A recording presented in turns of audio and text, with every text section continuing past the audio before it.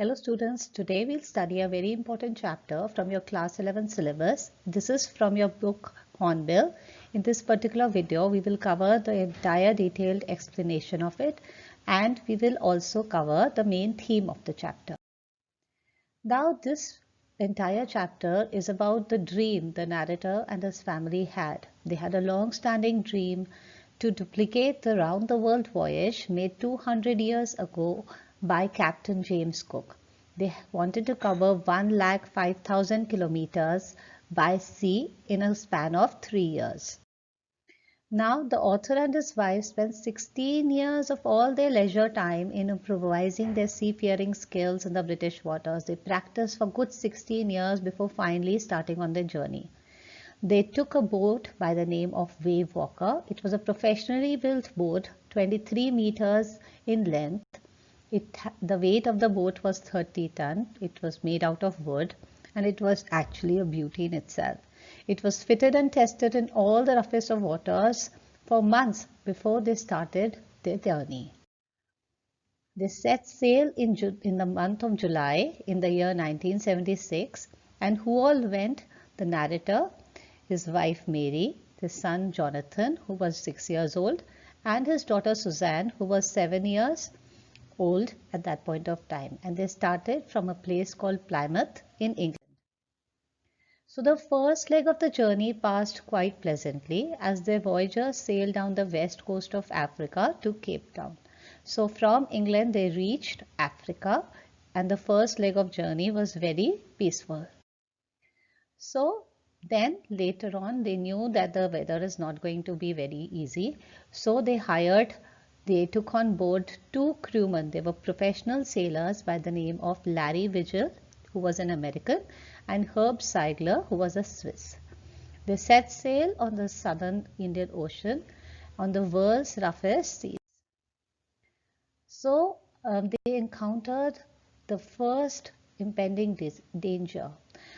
Then after this, they encountered strong winds on the second day of Cape Town, which continued for the next few weeks. And it was actually a cause of worry because of the alarming size of the waves, which were rising up to 15 meters.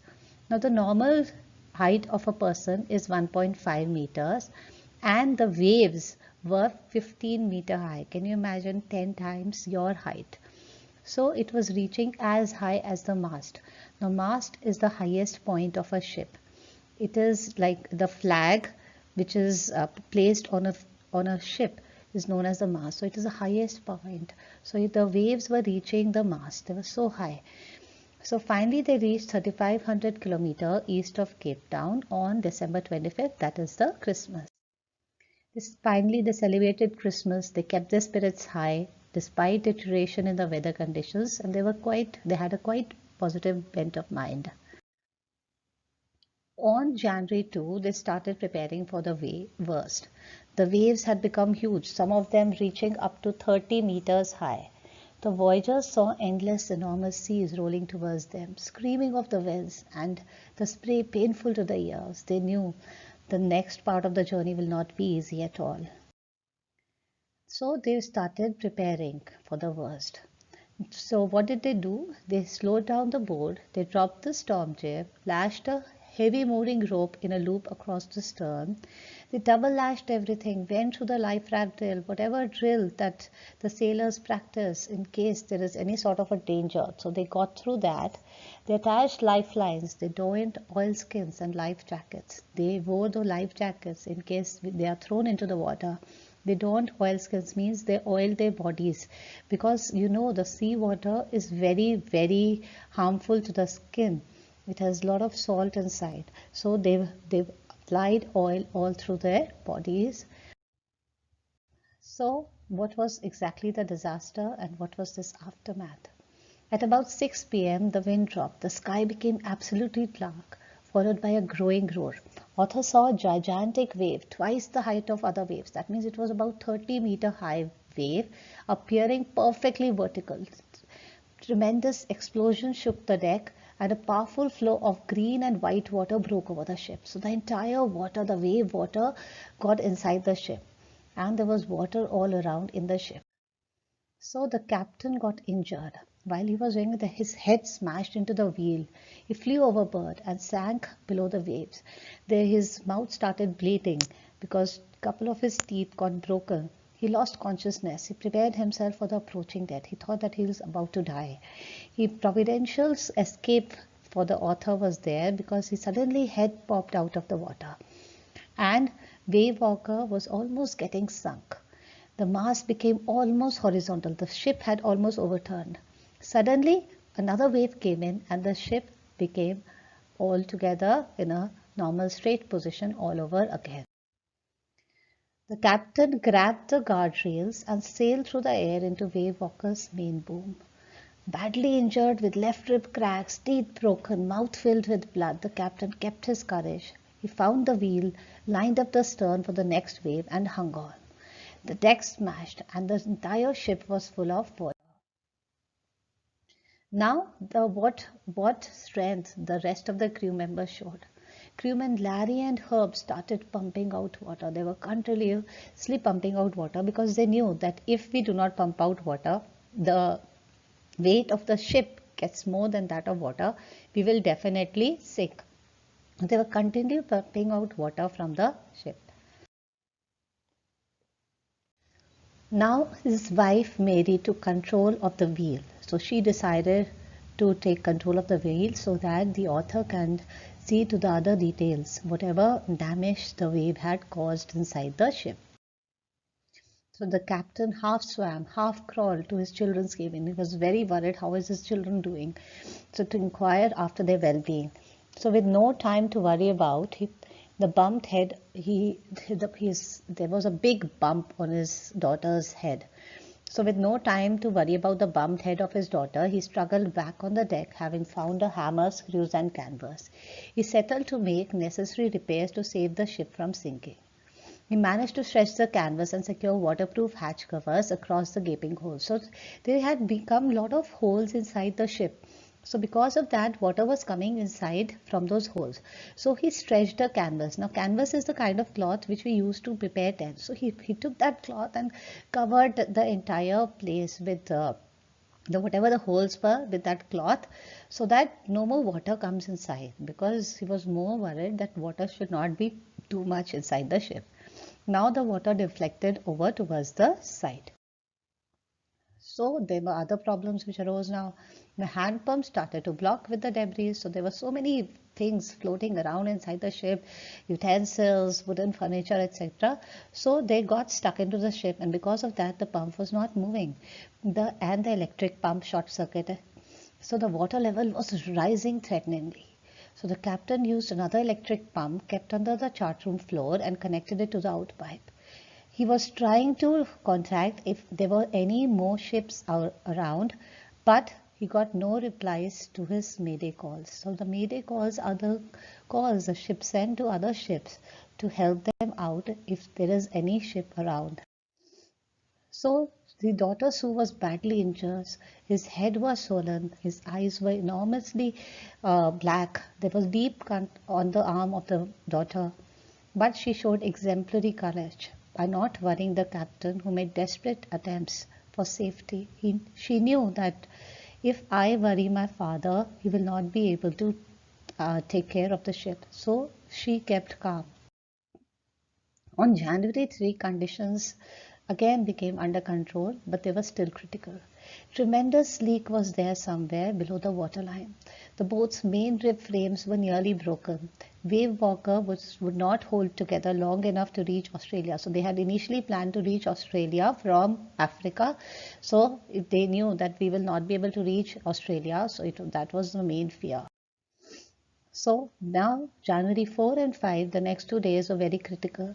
After 36 hours of continuously pumping, there was only a few centimeters of water left.